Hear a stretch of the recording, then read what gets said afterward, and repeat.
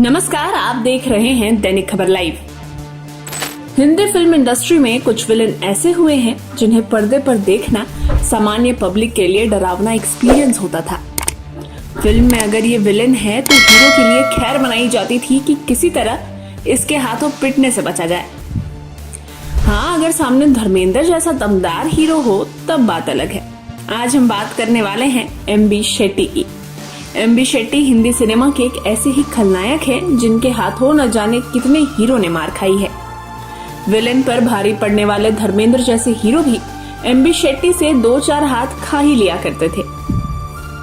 जबरदस्त screen presence वाले खलनायक एमबी शेट्टी बेसिकली स्टंटमैन और फाइट कोरियोग्राफर थे।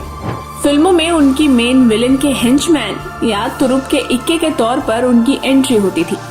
मगर बहुत कम लोग ये बात जानते होंगे कि हिंदी सिनेमा के हिटमैन एमबी शेट्टी हिंदी फिल्मों के हिट मशीन कहे जाने वाले रोहित शेट्टी के पिता थे। जी हाँ, शायद इसीलिए रोहित का एक्शन और स्टंट के लिए शौक और झुकाव इसी वजह से है। रोहित ने अपने पिता की विरासत को बेहद कामयाबी के साथ आगे बढ़ाया है और उसे कई स्तर आगे ले गए। मैंगलोर में जन्मे एमबी शेट्टी उडुपी से मुंबई आए थे। उनका पूरा नाम है मुद्दू बाबू शेट्टी। दरअसल बचपन में ही उनके पेरेंट्स ने उन्हें कह दिया था कि जीवन में अपने दम पर ही कुछ करना होगा। इसी वजह से शेट्टी मुंबई चले आए। उन्होंने अपना करियर एक वेटर के तौर पर शुरू किया था, लेकिन बाद में बॉक्सिंग और बॉडी बिल्डिंग से जुड़ गए। फिर 1956 में आई फिल्म हीर से उन्होंने फाइट इंस्ट्रक्टर के तौर पर अपना करियर शुरू किया था। जी हाँ, 70 के दशक की तमाम फिल्मों में वो नजर आते थे। पर्दे पर उनकी प्रेजेंस भले ही कम हो, मगर फिल्मों की उनके पास कमी नहीं थी। इतना ही नहीं, शेट्टी उस दौर में हिंदी के साथ कन्नड़ फिल्में भी कर रहे थे। आपको बता दें कि एमबी शेट्टी ने 50 के दौर के बेहद पॉपुलर स्टंट मास्टर शेख आजिम से एक्शन के गुर सीखे थे। उन्होंने प्रेमनाथ, प्राण और प्रदीप कुमार जैसे कलाकारों के लिए बॉडी डबल का काम भी किया था। उनकी लंबी चौड़ी कदकाठी और गंजे सिर की वजह से खलनायकी के किरदार असरदार हो जाते थे। हालांकि रियल लाइफ में शेट्टी अपने पर्दे की छवि के बिल्कुल उलट थे। इंडस्ट्री में मुद्दू बाबू के नाम से लोकप्रिय शेट्टी के बाल्ड लुक में रहने की भी मजेदार कहानी है। 1967 की बात है। शेट्टी उस वक्त नाइट इन लंदन और एन इवनिंग इन पेरिस की शूटिंग कर रहे थे। नाइट इन लंदन में उनका लुक बाल्ड था, मगर एन इवनिंग इन पेरिस में उन्हें कुछ बाल रखने थे। इसकी वजह से कंटिन्यूटी बिगड़ रही थी।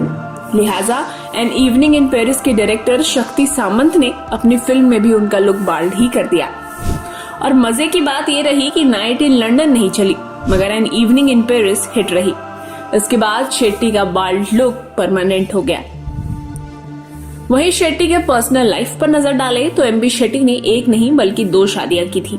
पहली पत्नी से उन्हें 4 बच्चे हुए, जबकि दूसरी पत्नी से उनके घर में रोहित शेट्टी का जन्म हुआ, जो कि आज बॉलीवुड के बहुत बड़े डायरेक्टर हैं।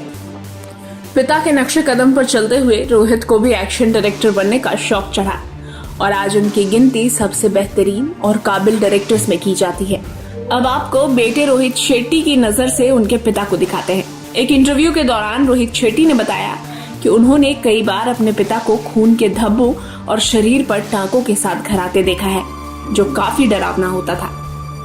इतना ही नहीं, पेरेंट्स टीचर मीट के दौरान जब उनके पिता उनके साथ स्कूल जाते थे तो बाकी बच्चे उनकी डील डॉल से डर जाते थे। उनके पिता 6 फुट लंबे चौड़े और डरावनी आंखों के साथ खतरनाक दिखाई देते थे। हालांकि रोहित शेट्टी ने बताया कि उनके पिता बेहद सिंपल, सेंटिमेंटल और सॉफ्ट स्पोकन इंसान थे।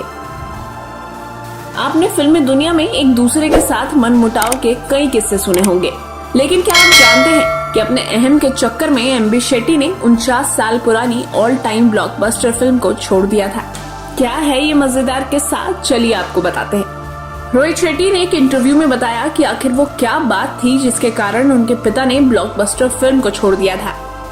ये फिल्म थी साल 1975 में रिलीज हुई शोले रिलीज हुई थी, लेकिन 4 दिन तक नहीं चली। इसके बाद मेकर्स ने इसे दोबारा शूट करने का फैसला किया। किसी ने कहा गब्बर की आवाज ठीक नहीं है, किसी ने कहा आपको अमित जी को दोबारा जिंदा करना चाहिए। ऐसा इसीलिए हुआ क्योंकि फिल्म रिलीज होने तक वो बहुत बड़े स्टार बन गए थे।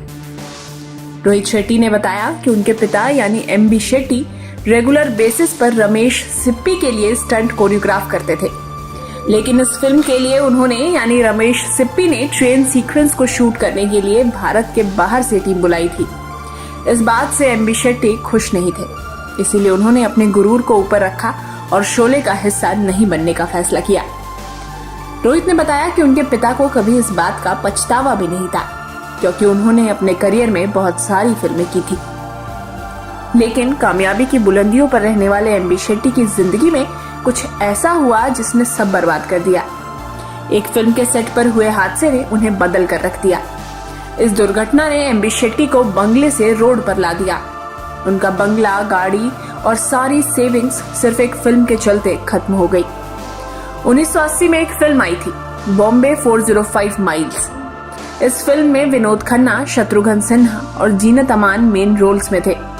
दरअसल शूटिंग के दौरान सेट पर मंसूर नाम के स्टंटमैन की आग में जलने से जान चली गई, जिसकी मौत ने शेट्टी को हिला दिया था। इसके लिए खुद को जिम्मेदार मानते हुए वो डिप्रेशन में चले गए और उन्हें शराब की लत लग गई।